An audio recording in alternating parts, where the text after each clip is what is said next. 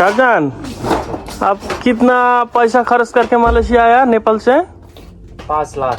5 लाख नेपाल का रुपी 5 लाख दिया। हाँ। नेपाल का रुपी 5 लाख और मलेशिया का 1 रिंगिट नेपाल का कितना है?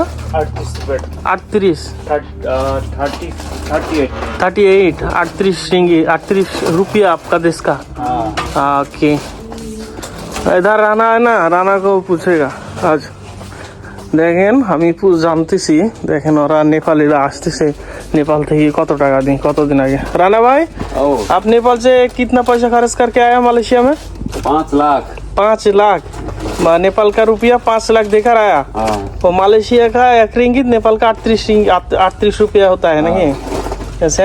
नेपाल का 5 लाख। 5 लाख कितना महीने आया? महीना तो हो गया, 3 महीना हो गया। 3 महीना নয়া নয়া আয়া। তো বুঝতে পারতেছেন নতুন নতুন আসছে মানে নেপালিদের জন্য ভিসা অ্যাভেলেবেল আছে, অন্যান্য দেশের জন্য মালয়েশিয়ার ভিসা অ্যাভেলেবেল আছে, আসতেছে।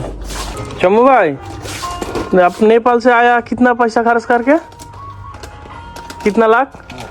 5 लाख। और नेपाल का रुपया 5 लाख खर्च करके आया মালয়েশিয়া में।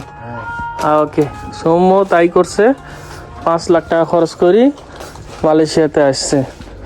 এখন আমাদের বাংলাদেশি যারা আছেন ভাবতেছেন যে আমাদের মাননীয় প্রধানমন্ত্রী জনাব তারেক রহমান মালয়েশিয়াতে আসছিলেন গত সপ্তাহে এবং চীন সফর শেষে দেশে ফিরছেন। এখন অনেকে ভাবতেছেন যে মালয়েশিয়াতে কলিং চালু হয়ে গেছে যেহেতু আসছিলেন প্রধানমন্ত্রী। আবার অনেক নিউজ মাধ্যমে বাংলাদেশের ভালো ভালো গণমাধ্যমগুলি দেখাচ্ছে যে অবশেষে 2 বছর বাদে মালয়েশিয়াতে চালু হলো শ্রমবাজার।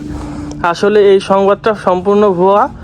এখন পর্যন্ত মালয়েশিয়াতে কোনো কলিং ভিসা বাংলাদেশিদের জন্য চালু হয় নাই।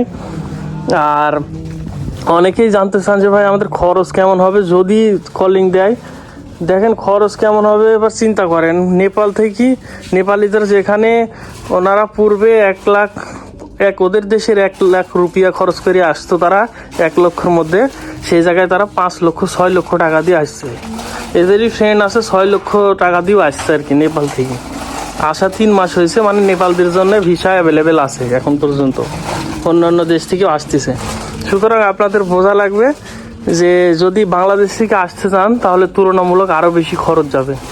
আমাদের বাংলাদেশি যারা আসবেন দেখা যাচ্ছে 5 লাখ 6 লক্ষ 5 লক্ষ 6 লক্ষ টাকার কম আপনারা আসতে পারবেন না মালয়েশিয়াতে যদি কলিং দেয়। তবে এখন পর্যন্ত কলিং দেয় নাই।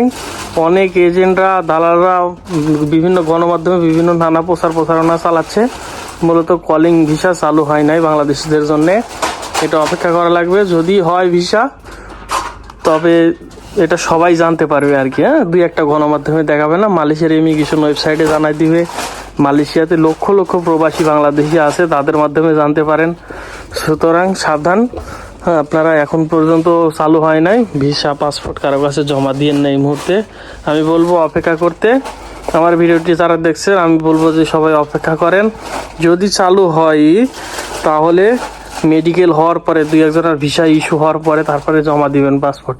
কারণ বিগত সময়তে ডক্টর ইউনূসের সময়তেও ভিসা সব কিছু কার্যক্রম চালু হওয়ার পরও কলিং বন্ধ করে দিয়েছে মেডিকেল করার পর। অনেকে টাকা পয়সা জমা দিয়ে এজেন্সির কাছে ধরা খায় আছে। সুতরাং এই বিষয়ে খুবই সাবধান, আপনারা যে যেখানে আছেন সচেতনভাবে থাকেন।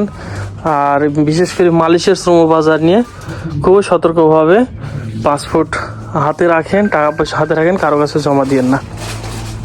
সকলে ভালো থাকবেন। আসসালামু আলাইকুম।